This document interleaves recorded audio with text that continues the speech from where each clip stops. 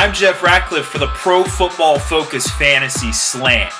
What if I told you could get Darren Sproles and all you'd have to give up was nose tackle Isaac Sopoaga?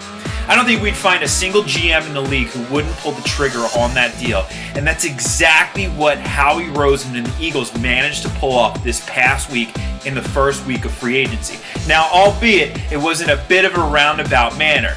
They traded Sopoaga last year for a 5th-round pick, and then this year turned around and traded that 5th-round pick to the Saints for Sproles.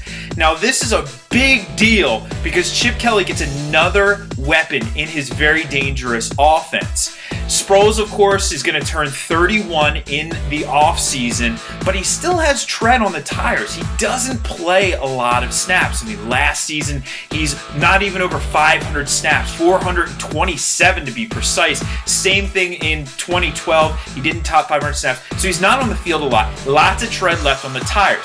Also, if we look at the body of work, in his 3 seasons with the Saints, he topped 70 catches in each of those seasons, and he scored 21 total touchdowns.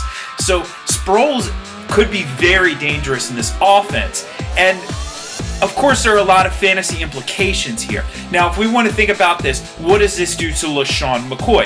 LeSean McCoy, of course, may not see all of the targets that he saw last year, but he had 366 touches, so even a slight dip in touches doesn't really impact his value too much. He's still an elite level fantasy running back.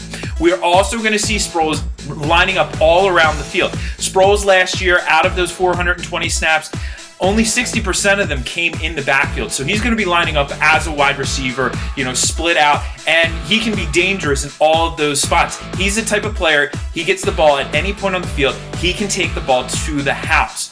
Now, last year, Sproles finishes the number 24 running back in PPR leagues. So you're not going to really want to consider Sproles in standard formats, but in PPR, where he's getting a point per catch, his value bumps up. Now, I don't know if we can necessarily anticipate him being that back-end RB2 in PPR formats, but he is still a viable RB3 in those formats. So with Sproles, you're going to want to keep an eye on him in those PPR formats, and McCoy is not going to take a significant hit. For Pro Football Focus, I'm Jeff Ratcliffe.